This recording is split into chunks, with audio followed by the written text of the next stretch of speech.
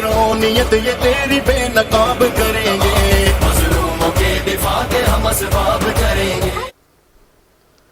बिस्मिल्लाहिर्रहमानिर्रहीम। अस्सलामु अलैकुम वरहमतुल्लाहि वबरकातुहू।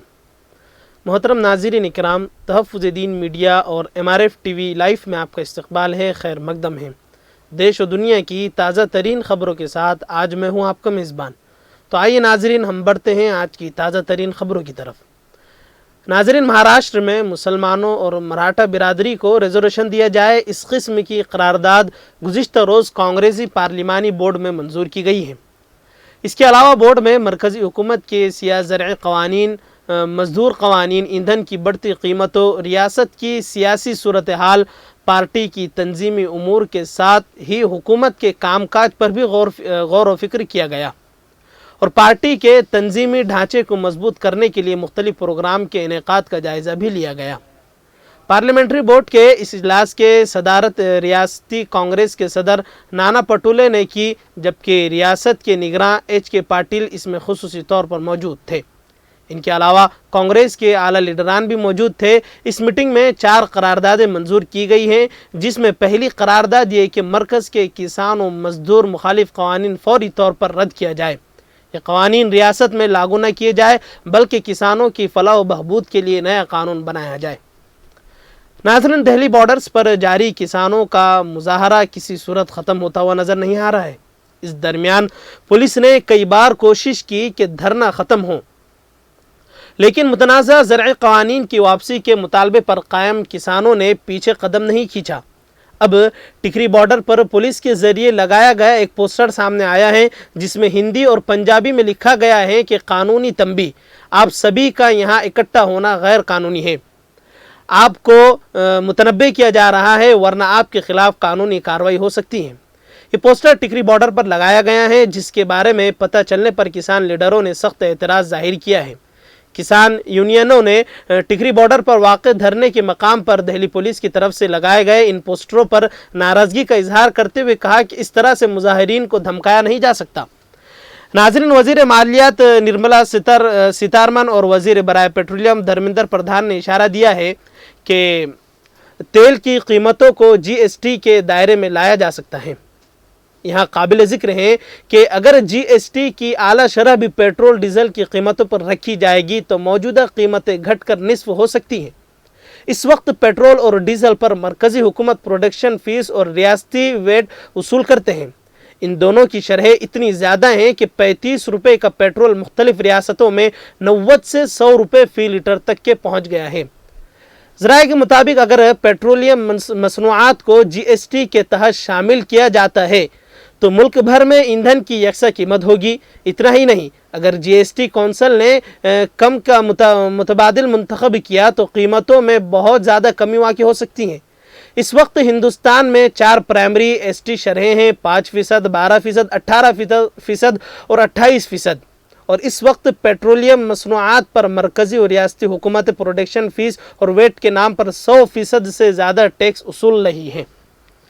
नाज़रीन, मुल्क की 5 रियासतों में कोरोना इन्फेक्शन के बढ़ते मामलात को देखते हुए कई रियासती हुकूमतों ने सख्त इक़दामात उठाने शुरू कर दिए हैं।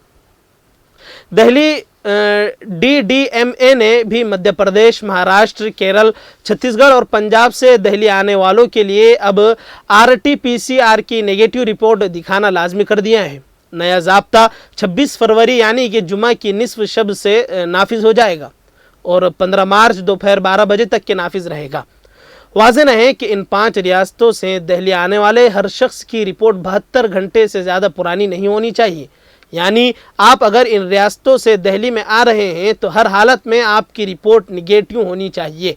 अगर आपके पास 72 घंटे पहले की निगेटिव रिपोर्ट है तभी आप दिल्ली में इंटर हो सकते हैं या फिर क्वारंटाइन आपको किया जा सकता है। दिल्ली DDMA इससे मुतालिक अहकाम जारी करने जा रही हैं। नाज़रीन, वाज़ेह रहें कि मध्य प्रदेश, महाराष्ट्र, केरल, छत्तीसगढ़ और पंजाब में कोरोना मामला तेज़ी से बढ़ रहा है।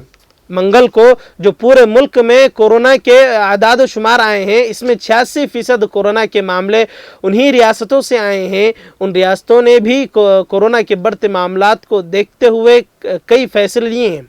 महाराष्ट्र हुकूमत ने तो कोरोना के बढ़ते मामलात को लेकर कई सख्त ज़वाबित नाफिज कर दिए हैं। महाराष्ट्र में 7 दिन के अंदर कोरोना पर कंट्रोल नहीं किया गया तो हो सकता है कि रियासती हुकूमत सख्त फैसले ले।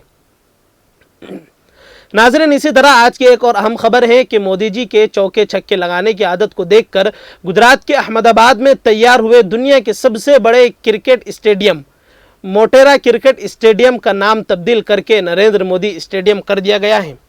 इस नए स्टेडियम का सदर जमहूरिया रामनाथ कोविंद ने आज इफ्तिताह किया और इस तकरीब में मरकजी वजीर दाखिला अमित शाह, वजीर खेल करण और रियासत के वजीर आला नितिन पटेल मौजूद रहे। नई सहूलियात और सजावट के साथ शुरू हुए इस स्टेडियम में हिंदुस्तान और इंग्लैंड के दरमियान सीरीज का तीसरा टेस्ट मैच खेला जाना है।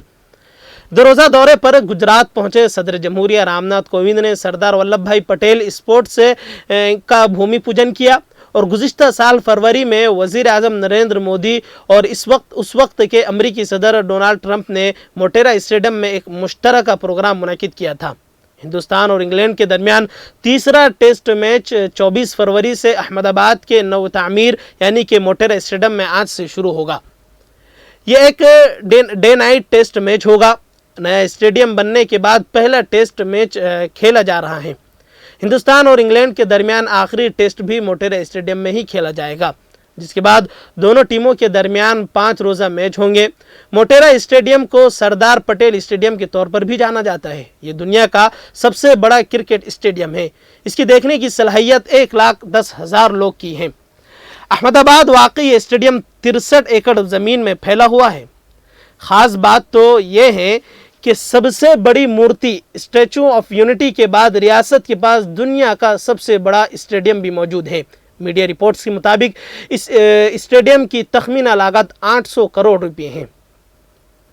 नाज़रीन, सूरत म्यूनसिपल कॉरपोरेशन इंतखाबात में बीजेपी ने शानदार कारकर्दगी का मुजाहरा किया है। पार्टी ने 120 में से 93 सीटों पर जीत दर्ज करने में कामयाबी हासिल की है। हालांकि इस इलेक्शन में कांग्रेस का सफाया भी हो गया है। वही आम आदमी पार्टी ने अपनी कारकर्दगी से सभी को हैरान कर दिया है। आम आदमी पार्टी ने इस इलेक्शन में 27 सीटें अपने नाम कर ली हैं। नताइज के बाद शिकस्त से मायूस कांग्रेसी कारकुनान ने जमकर एहतजाजी मुजाहरा किया।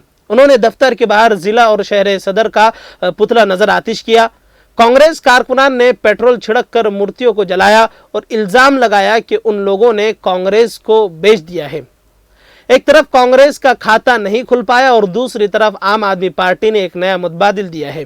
सूरत में आम आदमी पार्टी के हैरानकुन कारकर्दगी के बाद दिल्ली के वज़ीर आला अरविंद केजरीवाल भी पुरजोश हैं। केजरीवाल 26 फरवरी की सुबह सूरत में रोड शो करेंगे। इस इंतखाबात में बीजेपी ने 93 सीटें जीती हैं, जबकि आम आदमी पार्टी ने 27 सीटें जीती हैं। सूरत में 116 में से बीजेपी को 76 सीटों का नुकसान हुआ, जबकि कांग्रेस को 36 सीटों का नुकसान हुआ है। बिला मुकाबला बीजेपी उम्मीदवार का इंतखाब किया गया। सूरत में कांग्रेस को ज़बरदस्त शिकस्त का सामना करना पड़ा है। बाबू रायगा ने इस शिकस्त की जिम्मेदारी कबूल करते हुए पार्टी सदर के ओहदे से इस्तीफा भी दे दिया है। गुज़िश्ता हार 36 सीटें पाने वाली कांग्रेस को इस बार 0 सीटें मिली हैं। खैर नाजरीन, अब तक के लिए बस इतना ही। फिर इंशाअल्लाह दोबारा मुलाकात होगी।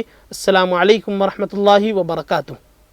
मदहोश नहीं बेदार है हम, हर आहट पे तैयार है हम। समझे न कोई गाफिल, हमको इस मुल्क के पहरेदार है हम। मदहोश नहीं बेदार